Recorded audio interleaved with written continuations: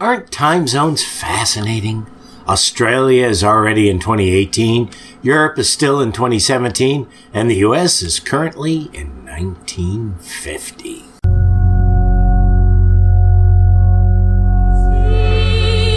And in my mother's womb was fashioned to be flesh in the time of 10 months, being compacted in blood of the seed of man. That's right. Of the seed of man. The word seed is sperm, and sperm comes through having sex. It's shut out of your father's rod, right. To put it in layman terms, in his penis. That's right. That means a man put his penis in a woman and bust off in it. Then the angel said to him, "Take out the entrails of this fish, and lay up his heart and his gall and his liver for thee. For these are necessary for useful medicines." The rest of the chapters of the book of Esther, Go ahead. which are found neither in the Hebrew nor in the Chaldee.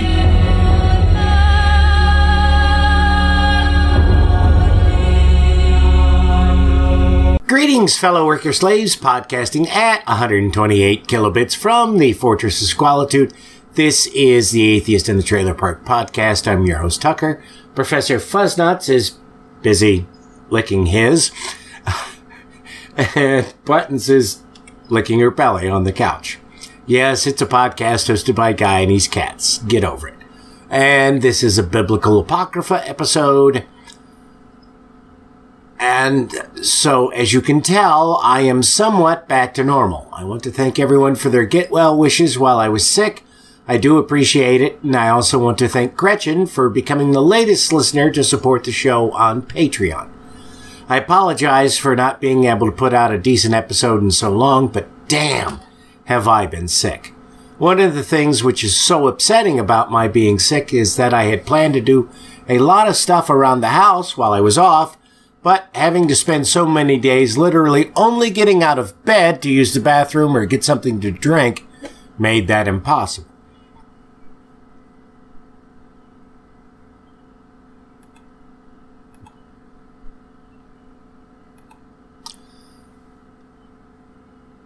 I did manage to get a few things done, but not as much as I would have liked. The worst thing for me, however, was that the one thing I really like when I'm sick is Chinese food, and I couldn't get any when I wanted it the most.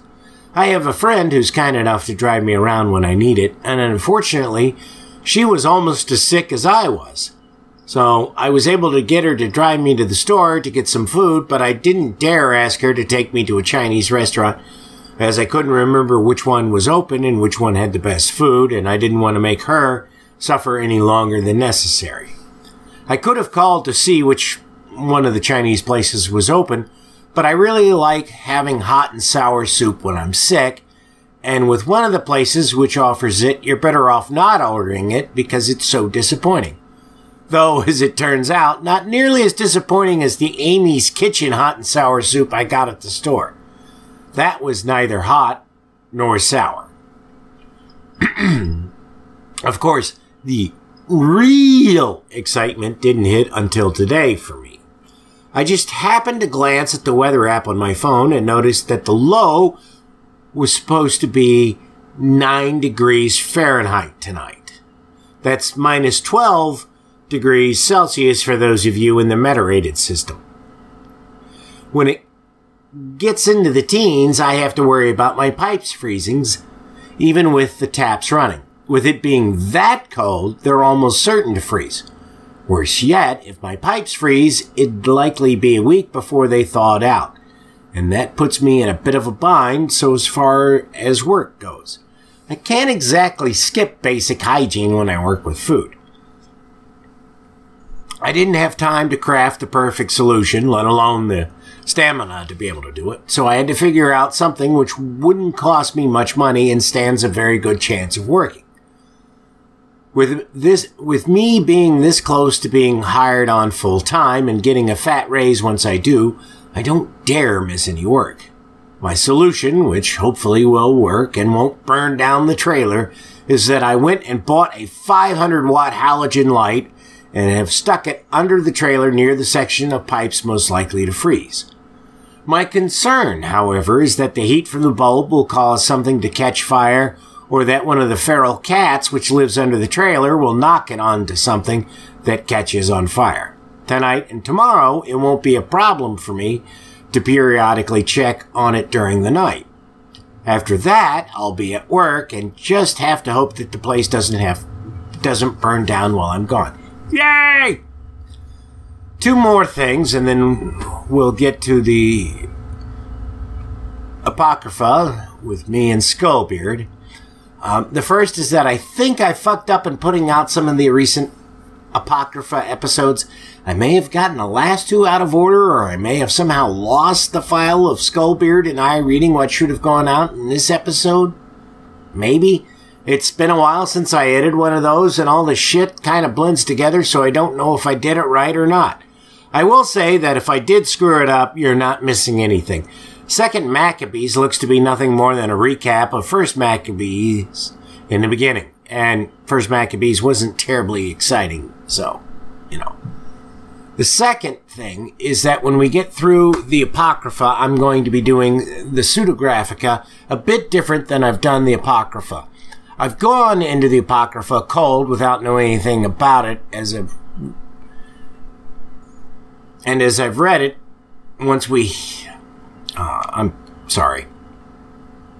I've gone into the Apocrypha cold without knowing anything about it, and once I hit the Pseudographica, I'm going to change that. I was reading an article about a politician this weekend, and it mentioned that he was a Maronite Christian. I'd never heard of such a thing, so naturally I looked it up. Holy shit, was that an eye-opener for me. I realized that there was a vast section of the history of both Christianity and the Catholic Church that I knew nothing about. And both the Pseudographica and the Apocrypha are somewhat tied in with the split that led to the Maronite Christians. I won't consider myself an expert on the history of the Church or Christianity, but I was surprised that I hadn't encountered a mention, or at least not to my recollection of them, or their beliefs. In poking around, I'm starting to think that nobody's done anything that could be considered a comprehensive research project on the early history of the Church. By this, I mean you'll have somebody who knows a bit about this or that in the early days of the Church, but there doesn't seem to be anyone who can give general answers that can give one a broad view of the early history. I could be wrong, but I know that in the various atheist groups I'm a member of, I've asked about books on the early history of the Church, and nobody's been able to come up with one. This is somewhat surprising to me. I think that it might be a case where folks make a lot of assumptions and haven't done any actual research. I could be wrong. Anyways, if I'm going to try to make sense of the Pseudographica, I need to do a lot of research and pre-reading of the text before I record an episode on them. Okay, that's enough for me. Let's get to the Apocrypha. A quick note, you'll hear Skullbeard start to read, and then we realize that he's using a different translation than we have been up until now. He switches back to the one we have been using. I left this in because I thought folks might find it interesting to see how the translations differ. I also left in the various digressions he and I had about subjects because, well, frankly, they're a hell of a lot more interesting than the Apocrypha. Okay, so let's get to the Apocrypha. 2 Maccabees 1. The Jewish brethren in Jerusalem and those in the land of Judea, to their Jewish brethren in Egypt, greetings and good peace. May God do good to you, and may he remember his covenant with Abraham and Isaac and Jacob, his faithful servants. May he give you all a heart to worship him and to do his will with a strong heart and a willing spirit. You are reading a different version than I have. Really? Oh, this is the, this is Pseudographia. Yeah. Because the, What lib you, Mitch, edu, yeah. Brethren, Jews that are at Jerusalem and in their land of Judea, wish unto the brethren, the Jews that are throughout Egypt, health and peace. God be gracious unto you, and remember his covenant that he made with Abraham, Isaac, and Jacob, his faithful servants, and give you all an heart to serve him, and to do his will with a good courage and a willing mind. Is that the one? Yep, that's the one. All right. A little variation, but I'm just thinking that we don't want to get confused.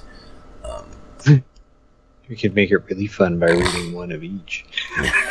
I think somebody would commit suicide if they have to listen to that. These are way more fun to record than they are to listen to. I know. And open your hearts in his law and commandments and send you peace. And hear your prayers and be at one with you and never forsake you in time of trouble. And now we be here praying for you.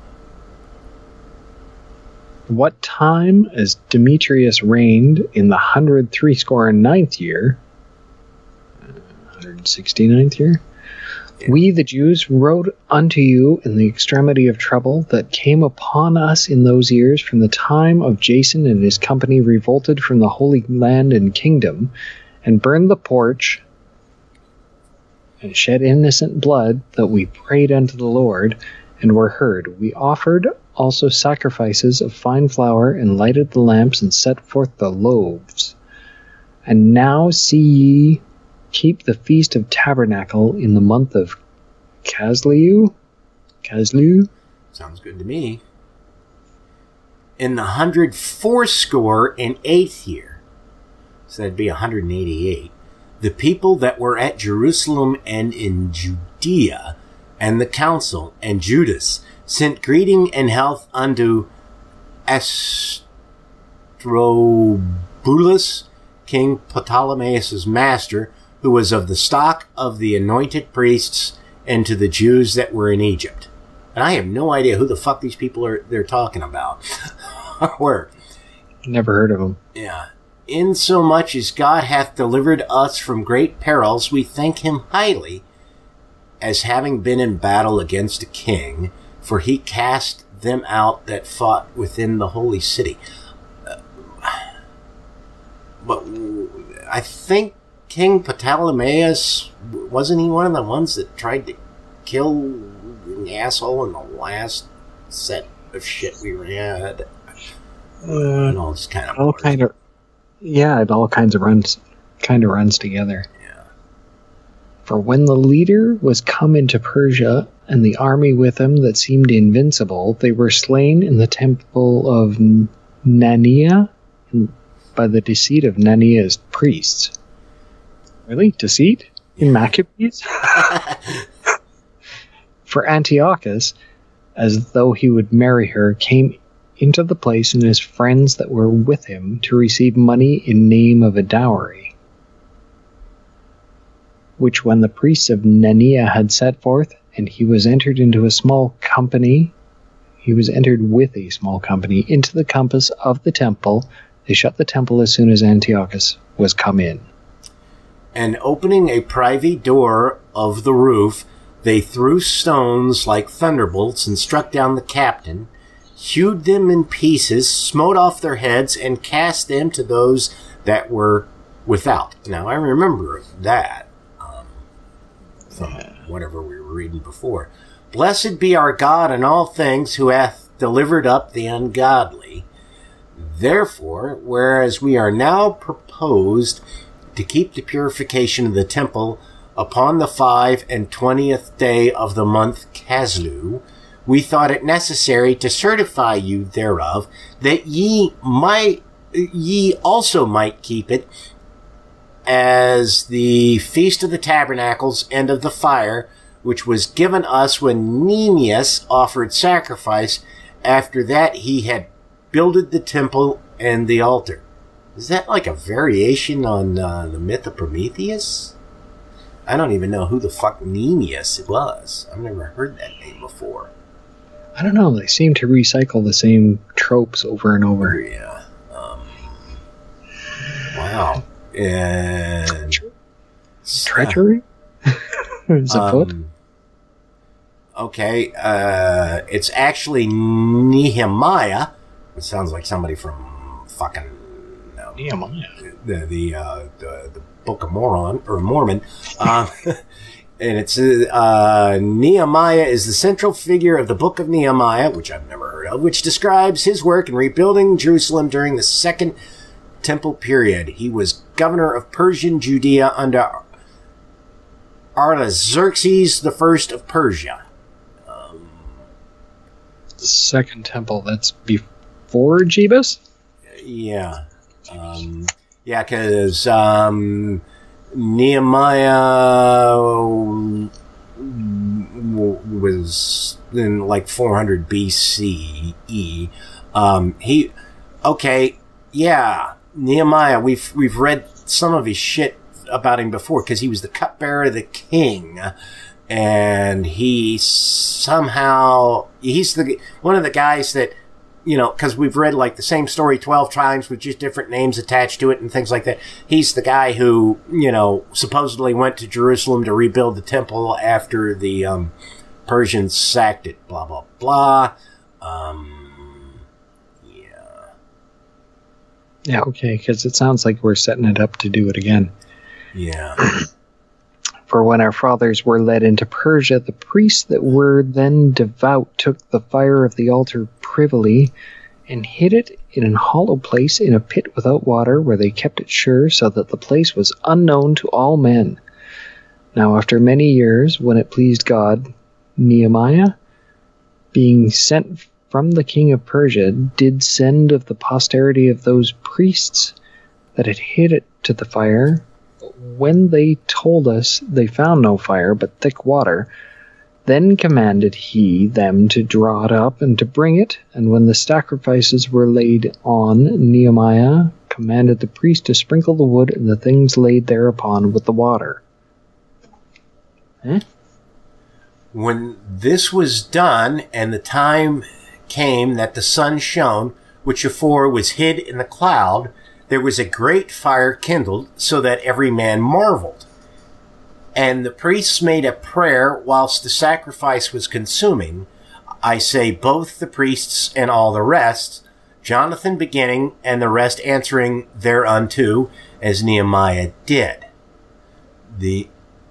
And the prayer was after this manner: O Lord, Lord God, creator of all things, who art fearful and strong and righteous and merciful, and the only and gracious King. They really need to throw a couple of more ands in there. Yeah. The only giver of all things, the only just, almighty, and everlasting, thou that deliverest Israel from all trouble, and didst choose the fathers and sanctify them, receive the sacrifice for thy whole people Israel, and preserve thine own portion and sanctify it. Gather those together that are scattered from us, deliver them that serve among the heathen. Look upon them that are despised and abhorred, and let the heathen know that thou art our God. Punish them that oppress us, and with pride do us wrong. Plant thy people again in thy holy place, as Moses hath spoken. And the priests sung psalms of thanksgiving. Now when the sacrifice was consumed, Nehemiah commanded the water that was left to be poured on the great stones. When this was done, there was kindled a flame, but it was consumed by the light that shined from the altar. So when this matter was known, it was told the king of Persia that in the place where the priests that were led away had hid the fire, there appeared water, and that Nehemiah had purified the sacrifices therewith. Then the king, enclosing the place, made it holy, after he had tried the matter. And the king took many gifts and bestowed thereof on those whom he would gratify. And Nehemiah called this thing Naphtha, which is as much to say a cleansing, but many men call it Nephi. So I'm guessing that's the origin of the word naphtha. Sounds like burning water. Yeah. Which, How do you make naphtha? It's a petroleum distillate, and I know that until we got really crazy and started drilling for oil and all that, it would often just bubble up in various places around the world. In Pennsylvania, for example, it was basically there were large pools of it that would, people would skim off and use, and then I can't remember his first name, but I certainly remember his last name. He was Colonel Drake. He was the first person to drill for oil in the U.S. He did it in Pennsylvania, struck oil, and despite all this, managed to go broke, even though he should have, everybody around him got rich off of it. He went broke. I forget the reasons why he went broke. I'm no relation to him so far as I know, but yeah, that doesn't surprise me at all. The first oil well in Western Canada is in Waterton Lakes National Park, which is about an hour west-southwest of me. Drilled in 1902. It was the first productive oil well in Western Canada. John Lynham had a mineral claim. The oil seeped out of the rocks in the eastern edge of the Rocky Mountains. And they'd make grease or whatever out of it. Yeah. This guy did it in 1859. Edwin Drake was his name. Yeah, this was 1902. But yeah, I forget exactly what happened, but he somehow he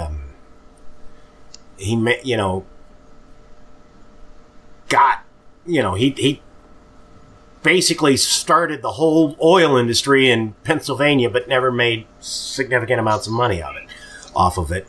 Everybody else did. And I know that, like, when at some point, and I forget when it was, but it was, in the 19th century, when they hit oil for the first time in Texas, they were pissed because they were looking for water. And they didn't want the oil at all. And it was, they could sell the oil, but the cost of producing the oil far exceeded what they could sell the oil for. Oh, okay. Yeah. So it was unprofitable, and they were looking for water. Yeah. The Dollop podcast did a thing on oil exploration in Texas, which was really interesting. I don't know if you're familiar with the Dollop podcast. Haven't listened to it. I've heard of it. Yeah. It's pretty good. I think they had maybe a dozen or so episodes out when I found out about it. I forget how many they had, but I went and downloaded all of them. And they've unfortunately pulled like the first 3 episodes because they hadn't quite settled on their style and their focus on American history. And they had one episode, and I wish I could get it because it was so hysterical. They were talking about I think it's Madagascar. There is a demon that the people are afraid of called Papa Boa. Nice. Papa Boa is thought to show up to your house and ass rape you on the night before an election. So people sleep outside because somehow the demon won't ass rape them if they're outside the night before the election. Yeah. Okay. And I twisted. Yeah. But the thing that got me, and I'm hearing that, and they're talking about Papa Boa, and I'm sure you've heard the song by Shaka Khan, Let Me Rock Ya, there's like Shaka Khan, Let Me Rock You, Let Me... Well, Sorry. Wasn't culturally relevant here. Sorry. Well, this was early to mid-'80s. I only listened to heavy metal at that time. I'm sorry. Yeah. Whatever was on the radio or popular, yeah. I'm out. Yeah, but but anyways, it was one of the first rap songs to cross over into white listening, at least in the area I grew up in. And it wasn't fully rap. There was just, parts of it rapped. But they were talking about Papa Bo, and I was just like, man, I'd love to be able to sample that and, put it to the tune of Shaka Khan, so instead of Shaka Khan, it's Papa Boa, and then just do the little samples of them talking about people being ass raped on the eve of an election. I mean, it is somewhat appropriate that, It's completely appropriate. For the 4 years preceding an election, yeah. Yeah. But, anyways, that's... That's quite the diversion. Yeah. What you got in there, that there coffee mug? I have actual coffee. I am out of whiskey. I'm so sorry. Oh, I really have to ask you about a whiskey. Let me find it. Okay. It's made in Nashville, I think.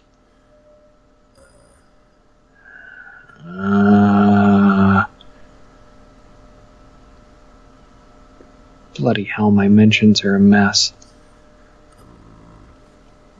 Bella something or other. It's a small batch, local place, Tennessee. Supposedly really good. Keep my eyes open for it. Let's see here. Damn. I missed the Nashville Whiskey Festival. That was in October. Fuck. Yeah. Let's see here. That would be a good one. Yeah. Let me see here. Nashville, Arlington,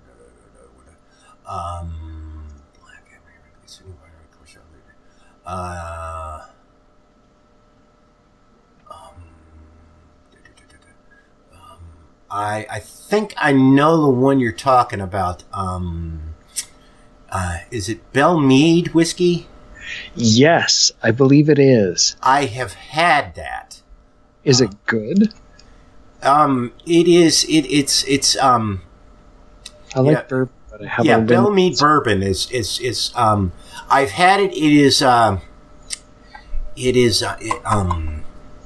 It's good. It's not something I would go out of my way to get. I mean, if I'm gonna plunk down the money for a good bourbon, I'm getting Buffalo Trace, because that's just my absolute favorite. But it's not. It's fairly comparable. I had it at a bar, so I couldn't tell you what the price of a bottle is or anything like that. But there's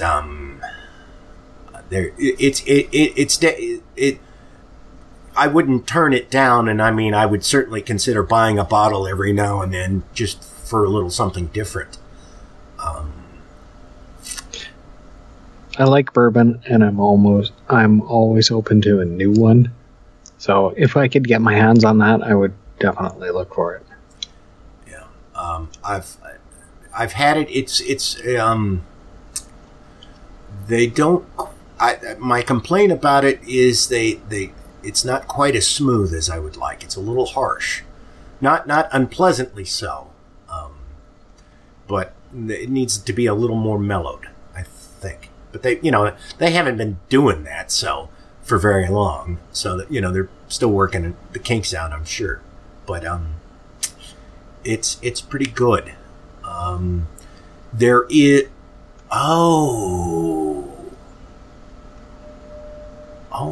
I've got a I've got a web page up and I'm looking at it. Yeah, a friend of mine wants to take me to their distillery because they have tours, and I want to go, but you got to do on a Saturday, and they give out samples. I want to do a Scotch tour of Scotland. Yeah. 2 years from now. There is, but the thing about it that you know, besides the alcohol involved, is that the distillery is located in an old automobile factory. Nice. Yeah. There was a car company based in Tennessee that they went out of business sometime in the 1920s, but until the Model T was introduced, they outsold Ford. And they had 2 plants in Tennessee. One was in Nashville, and the other one is in Jackson, Tennessee, which is on the eastern side of the state, called Marathon Motor Works. And there's a guy who he bought the plant. You know, it sat abandoned for decades. He's bought it, and he's repairing the plant and renting out the space, because it's a big building, obviously, to various companies, and one of them is this distiller. The guy is he had I don't know what he did to make his money, but his hobby was car collecting, and he came across there's only a handful of like these marathon cars that actually survived all these years, and he got one at auction, and he'd never heard of it before, and so he became obsessed with it. The guy. Like he owned. There's 13 of them, I think, left in existence, and he owns 12. And the only reason he doesn't own the 13th is because it's like in the Henry Ford Museum or some shit like that. But he's like paid scuba divers to go looking in rivers for cars that were supposedly dumped there. Marathon cars that were dumped there, you know, in the 1920s or whatever. He's dug up fields because they were supposedly buried there. Nice. I mean, the guy's insane, you know, and he's, I read an article on him years and years ago. But yeah, that's what he's doing. I didn't know that was the place that Dawn wanted to take me. I'll have Marathon cars are collectible today like other brass-era cars. And I really like the sound of that, and it's highlighted as a clickable link. Although only 9 are known to have survived, 4 of these are currently in the possession of the owners of the former Marathon building. Recent reports have shown that the car, which is in the best condition, is in Argentina. Wow. The unique car is in perfect running condition and is said to be owned by an Argentinian collector who has worked for 2 years in order to restore it. This collector has managed to maintain all its original parts as if it were just released for sale. Yeah. Wow. That's fucking crazy. Yeah, and years ago, I mean, this was late 90s, or you know, in the early days of the web. Somebody had photos. They had gone into the plant in Jackson and taken pictures of it, and you know, it was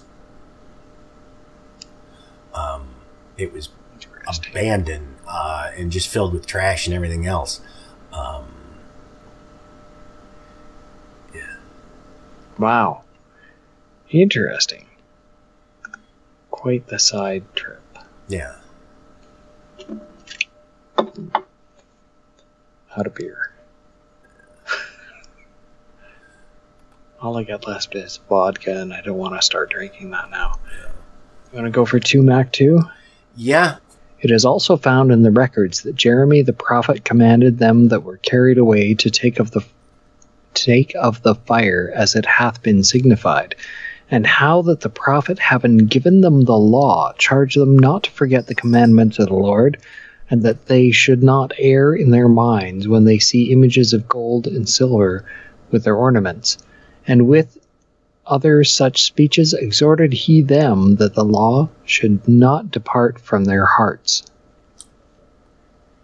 Drink. It was also contained in the same writing that the prophet, being warned of God, commanded the tabernacle and the ark to go with him, as he went forth into the mountain, where Moses climbed up and saw the heritage of God. And when Jeremy came thither, he found an hollow cave, wherein he laid the tabernacle and the ark and the altar of incense, and so stopped the door. And some of those that followed him came to mark the way, but they could not find it. Which when Jeremy perceived, he blamed them, saying, As for that place, it shall be unknown until the time that God gather his people again together and receive them unto mercy. Then shall the Lord shew them these things, and the glory of the Lord shall appear, and the clouds also, as it was shewed under Moses, and as when Solomon desired that the place might be honorably sanctified. And it was also declared that he, being wise, offered the sacrifice of dedication and the finishing of the temple. So this was, again, shit we've read before. Over and over. Yeah. And as when Moses prayed unto the Lord, the fire came down from heaven and consumed the sacrifices, even so prayed Solomon also. And the fire came down from heaven and consumed the burnt offerings. And Moses said, because the sin offering was not to be eaten, it was consumed. So Solomon kept those 8 days. And they were very redundant. Yes. The same things also were reported in the writings and commentaries of Nehemiah, and how he founding it's a mouthful. And how he, founding a library, gathered together the Acts of the Kings and the Prophets and of David and the Epistles of the Kings concerning the holy gifts. In like manner also Judas gathered together all those things that were lost by reason of the war we had, and they remained with us. Wherefore, if ye have need thereof, send some to fetch them unto you. Bloody hell, that's a mouthful. Yeah. Whereas we then are about to celebrate the purification we have written unto you, and ye shall do well if ye keep the same days. We hope also that the God that delivered all his people and gave them all an heritage, and the kingdom, and the priesthood, and the sanctuary, as he promised in the law, will shortly have mercy upon us, and gather us together out of every land under heaven into the holy place, for he hath delivered us out of great troubles, and hath purified the place. Now, as concerning Judas Maccabeus and his brethren, and the purification of the great temple and the dedication of the altar, and the wars against Antiochus Epiphanes and Eupator his son, and the manifest signs that came from heaven unto those that behaved themselves manfully to their honor for Judaism, so that being but a few, they overcame the whole country and chased barbarous multitudes. And recovered again the temple renowned all the world over, except for places like Australia, North America, South America, Central America, much of Asia, and large swaths of Europe. Everything outside of this little red circle of the Middle East, yeah. Yeah. And freed the city and upheld the laws which were going down. The Lord being gracious unto them with all favor. All these things, I say, being declared by Jason of Cyrene in 5 books, we will essay to abridge in 1 volume. Oh, fuck you. Fucking fuck you. for considering the infinite number and the difficulty which they find that desire to look into the narrations of the story for the variety of the matter. Yeah, they're full of shit. Yeah. These guys are full-on hyperbolic. Yeah. We have been careful that they that will read may have delight, and that they that are desirous to commit to memory might have ease, and that all into whose hands it comes might have profit. Therefore, to us that have taken upon us this painful labor of abridging, it was not easy, but a matter of sweat and watching, even as it is no ease unto him that prepareth a banquet and seeketh the benefit of others. Yet for the pleasuring of many we will undertake gladly this great pains. Phrasing. Yeah. Leaving to the author the exact handling of every particular and laboring to follow the rules of an abridgment. For as the master builder of a new house must care for the whole building, but he that undertaketh to set it out and paint it must seek out fit things for the adorning thereof. Even so, I think it is with us. That was funny. To stand upon every point and go over things at large, and to be curious in particulars, belongeth to the first author of the story. And I'm just going to knock the last two out. But to use brevity and avoid much laboring of the work is to be granted to him that will make an abridgment. Here, then, will we begin the story, only adding thus much to that which hath been said, that it is a foolish thing to make a long prologue. Dude, did you read the last two chapters? What you've just fucking wrote, and to be short in the story itself. Oh, motherfucker! It's always opposite day in Jesus land. I'm sorry, it's just how it is. And here is something that just sticks out at me. Because they're talking to. He says, you want to commit. We're going to make this real simple so you can easily commit it to memory. By being repetitive and boring, but and redundant and repeating yourself repeatedly. This doesn't have the kind of mnemonics to it that stuff that's been transcribed from oral traditions has.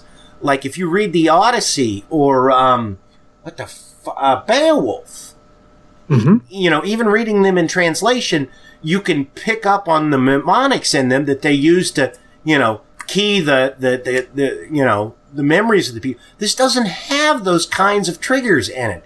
So either whoever translated this thing was a fuckstick who didn't understand the concept, or this is some bullshit story written long after oral tradition had fallen away, and it was never an oral tradition, and never really intended to be an oral tradition. Well, it does tend to be rather hyperbolic, and it's boring and repetitive, and it's the same fucking themes over and over and over again. Yeah, but it doesn't have, in the Odyssey, because I've read that enough, more times than I've read just about anything else, there are trigger phrases that, crop up all the time. Rosy-fingered dawn being the most common one. And those, you hit that and okay, this is going to be such and such an event. And this doesn't have anything like it. There's no, it repeats things, but there's no exact phrasing that repeats itself like Rosy-fingered dawn. Okay. I don't think I've read the Odyssey, but I do have a copy of Beowulf within arm's reach somewhere. Yeah. The Odyssey is one of my favorite books of all time. It's the hero's journey. Yeah, well, it's the hero's journey, and it's an archetype.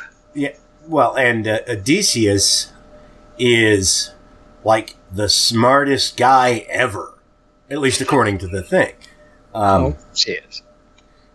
But it's you know, I found a children's copy of it when I was a teenager and read it, and ever since then I've just, you know, I got a, you know, a translation of the actual, you know, an adult translation of the text that I periodically just reread. Like whenever, you know, you hit a point in your life and you're like, I don't know what the fuck to do next, that's just what I grab and reread it. Interesting. I would have reached for The Art of War or Be Here Now if I still had a copy.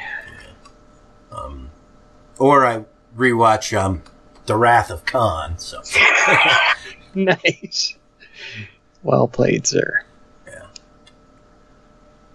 You want to go for 2 Mac 3? Yeah. And then I say we do that and call it a quits. Yeah, it's 1:30 in the morning here. Yeah. All right. We can do this. I don't have to be to work till 2. 2 Mac 3. Now when the holy city was inhabited with all peace, and the laws were kept very well because of the godliness of Onias the high priest and his hatred of wickedness. Dun dun dun. Yeah. It came to pass that even the kings themselves did honor the place and magnify the temple with their best gifts, insomuch that Seleucus of Asia, of his own revenues, bare all the cost belonging to the service of the sacrifices. Okay, I have no idea what that means. But one Simon of the tribe of Benjamin, who was made governor of the temple, fell out with the high priest about disorder in the city. And when he could not overcome Onias, he gat him to Apollonius, the son of Thracias, who was then governor of Seleucia and Phenis. What the hell? Phenis? It's not Venice, it's PH. E nice. Yeah. What is? More properly, Phoenix. So Phoenicia. Oh, okay. Okay. And told him that the treasury in Jerusalem was full of infinite sums of money, so that the multitude of their riches, which did not pertain to the account of the sacrifices, was innumerable, and that it was possible to bring it all into the king's hand. Not to brag, but Yeah. we got all the cash. Yeah. Now when Apollonius came to the king and had shewed him of the money whereof he was told, the king chose out Heliodorus, his treasurer, and sent him with a commandment to bring him the foresaid money. Is that all the cash? Sounds like it. So forthwith Heliodorus took his journey under a color of visiting the cities of Cilicia and Phenis, but indeed to fulfill the king's purpose. And when he was come to Jerusalem, and had been courteously received the high priest of the city, he told him what intelligence was given of the money, and declared wherefore he came, and asked if these things were so indeed. Then the high priest told him that there was such money laid up for the relief of widows and fatherless children, and that some of it belonged to Hyrcanus, son of Tobias, a man of great dignity, and not as that wicked Simon had misinformed, the sum whereof in all was 400 talents of silver and 200 of gold, and that it was altogether impossible that such wrongs should be done unto them that had committed it to the holiness of the place, and to the majesty and inviolable sanctity of the temple, honored over all the world. All the world. Yeah. Australia, North, South America, Greenland, Iceland, Finland. Yep. Yeah, all of them. Asia. Japan. Yep. I'm sure. But Heliodorus, because of the king's commandment given him, said that in any wise it must be brought into the king's treasury. So at the day which he appointed, he entered into order this matter, wherefore there was no small agony throughout the whole city. But the priests, prostrating themselves before the author in their priest vestments, called unto heaven upon him that made a law concerning things given to he kept, that they should safely be preserved for such a fuck. Seriously, these guys really need to think about how they write. That they should safely be preserved for such as had committed them to be kept. Well, fuck, that is awkward. Remember, they're going for brevity. They said that. To make it easy to memorize this shit. Keep it simple, stupid. Yeah. Then whoso had looked the high priest in the face, it would have wounded his heart, for his countenance and the changing of his color declared the inward agony of his mind. For the man was so compassed with fear and horror of the body, that it was manifest to them that looked upon him what sorrow he had now in his heart. Others ran flocking out of their houses to the general supplication, because the place was like to come unto contempt. Brevity, motherfucker. Yeah. And the women girt with sackcloth under their breasts abounded in the streets, and the virgins that were kept in ran, some to the gates and some to the walls, and others looked out of the windows. And all holding their hands toward heaven made supplication. Then it would have pitied a man to see the falling down of the multitude of all sorts, and the fear of the high priest being in such an agony. Fun fact, and this thing about the sackcloth reminded me of it. Do you know how anthropologists tell if a tribe anywhere in the world has been contacted or not by, modern individuals? Bags of rice? Nope. Because the first people generally to contact a tribe from, the developed world are Christian missionaries. Right. And if the Christian missionaries have been there, the women's breasts are always covered. If there's no Christian missionaries, the women's breasts are exposed. Tits or get the fuck out. Yeah. So that's how they know.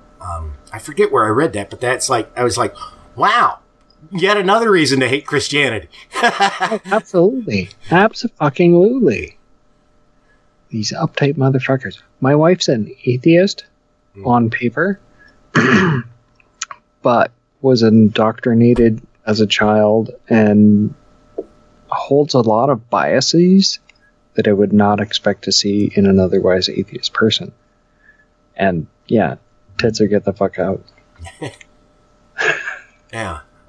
Anyway, yeah, 22 is yours. Yeah. Clean edit point. They then called upon the Almighty Lord to keep the things committed of trust safe and sure for those that had committed them. Nevertheless, Heliodorus executed that which was decreed. Now, as he was there present himself with his guard about the treasury, the Lord of Spirits, Bacchus, and the Prince of all power caused a great apparition, so that all presumed to come in with him were astonished at the power of God and fainted and were sore afraid. Bacchus. Quick sidebar. Did you celebrate Saturnalia other than being sick? No. Happy Kwanzaa? Solstice? No. I spent... Not a holiday person. Well, no. I spent Saturday taking care of crap that I could, in the daytime, and I was planning on doing a bunch of stuff, as far as organizing crap around the house in the evening, and I started feeling sick. So Sunday, the only reason I got out of bed was I had a friend take me to the store to get some things, because I didn't feel like cooking, and I didn't have anything in the house that I could just like throw in the microwave and eat a few times I did feel like eating. So I had I went to the store, got that shit. And then Monday, I didn't get out of bed except to go to the bathroom and eat.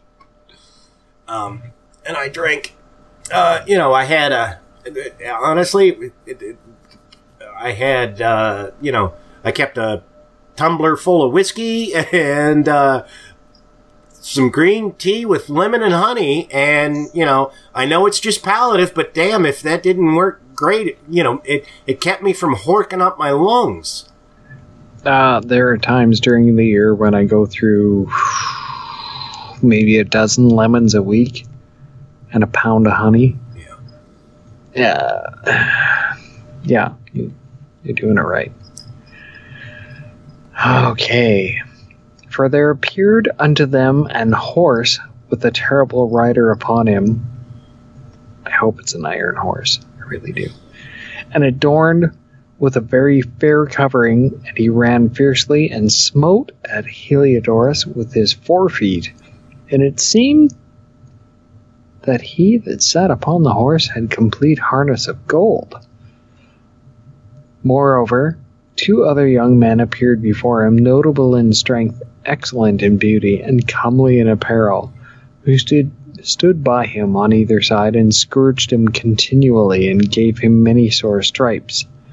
And Heliodorus fell suddenly unto the ground, and was compassed with great darkness. But they that were with him took him up, and put him into a litter.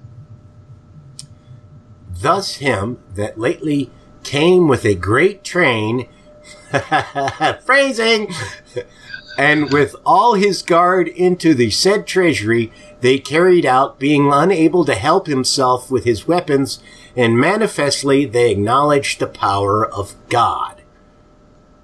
For he by the hand of God was cast down, and lay speechless without all hope of life. But they praised the Lord, that had miraculously honored his own place, for the temple, which a little afore was full of fear and trouble, when the Almighty Lord appeared, was filled with joy and gladness. Then straightway certain of Heliodorus' friends prayed Onias that he would call upon the Most High to grant him life, who lay ready to give up the ghost. So the high priest, suspecting lest the king should misconceive that some treachery had been done to Heliodorus by the Jews, offered a sacrifice for the health of the man. Now as the high priest was making an atonement, the same young men in the same clothing appeared and stood beside Heliodorus, saying, Give Onias the high priest great thanks, insomuch as for his sake the Lord hath granted thee life. And seeing that thou hast been scourged from heaven, declare unto all men the mighty power of God. And when they had spoken these words, they appeared no more. So Heliodorus, after he had offered sacrifice unto the Lord, and made great vows unto him that had saved his life, and saluted Onias, returned with his host to the king. That'll probably get him killed. Of course it will.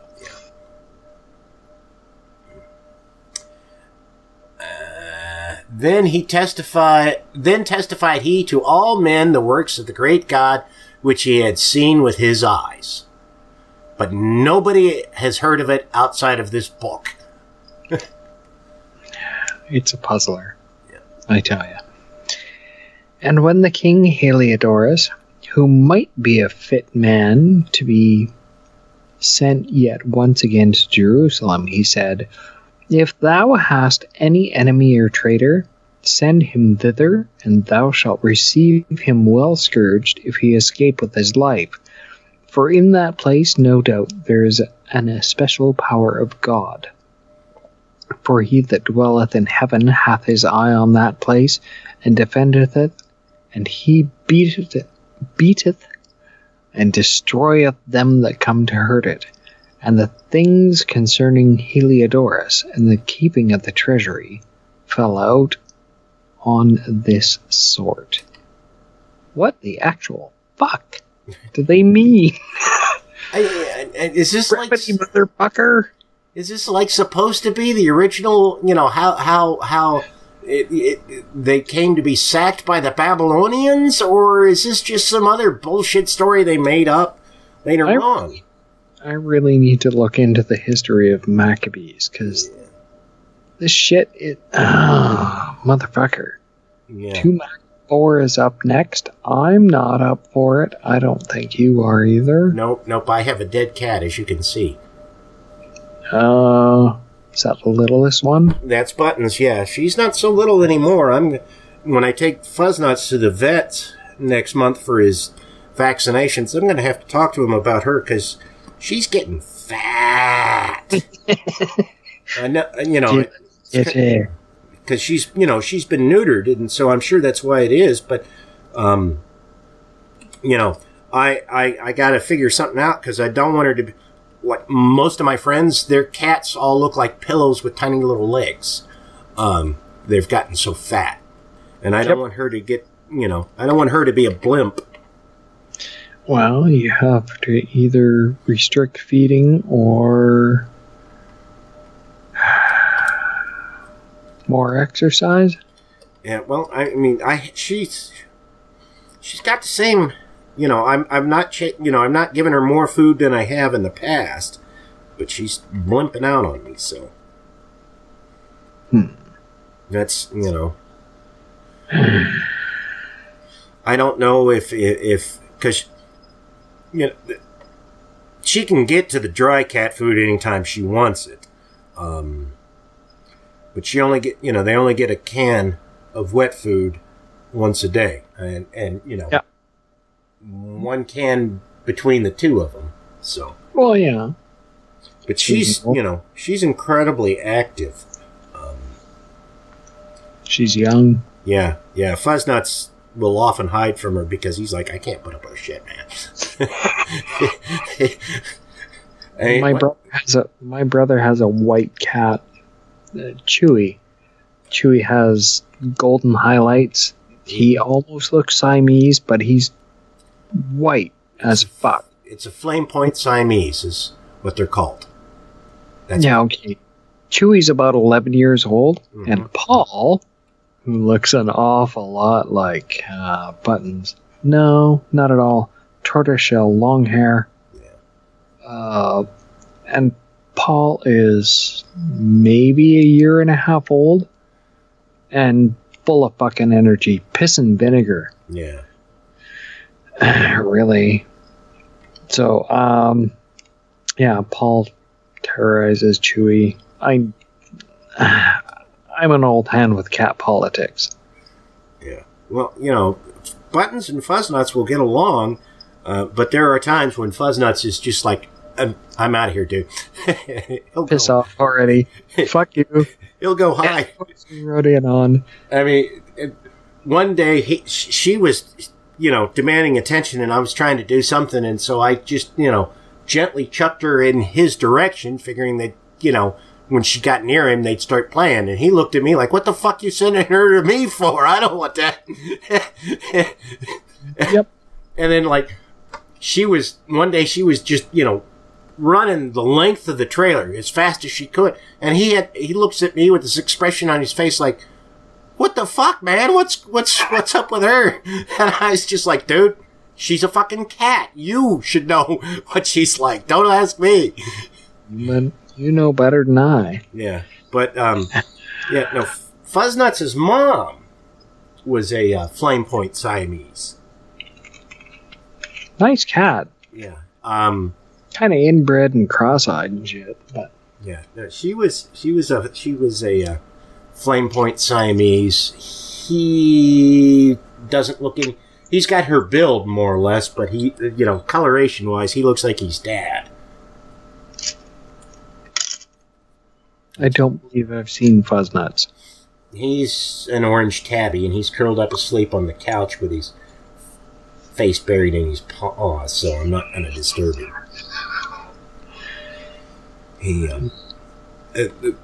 That's the big problem I've had when I've been sick is he likes to sleep on top of me, and he's heavy enough that it's kind of uncomfortable normally because he likes to, I generally sleep on my side, so he likes to sleep on my hip or my knees, and that gets kind of painful. And then when you're sick and everything hurts, that's even worse. And he won't take no for an answer because he's a cat. And I used to be able to sucker him into crawling underneath the blanket because then he'd sleep beside me. Well, he gets underneath the blanket, and Buttons sees this mound moving underneath the blanket, and of course, that's something to play with, and so she attacks him or walks all over him, and he's now not wanting to get under the blanket so much anymore. The last time I had cats, I had a waterbed. It was a long time ago. Yeah. And a lot of soaked carpets, I'm sure. It was all good until the heater gave out. Oh. Nothing like sleeping in an ice bath. Yeah, I can imagine. All right. Well, I'm sure you're getting tired. I am getting tired because I've been back on a normal day shift schedule to take care of some stuff because it's easier to go out and about in the daytime. So I'm starting to fade. Yeah, I'm pretty fucking noodle. I should go to bed. Yeah. But that's it for this episode of The Atheist in the Trailer Park Podcast. You can subscribe to the show on iTunes, Stitcher, as well as just about anywhere else podcasts can be found. Many of the episodes are also on YouTube. Follow the show on Twitter. @TParkAtheist is the show's Twitter handle. It's on Facebook at facebook.com/trailerparkatheist.com. If you happen to like the podcast, please rate it on iTunes. If you'd like to support the podcast, there's a donate button on the show notes page. You can support it via Patreon at patreon.com/TNTucker. Thanks for listening. Say goodnight, Fuzz-Nuts. All I know is this violates every canon of respectable broadcasting. Damned cat.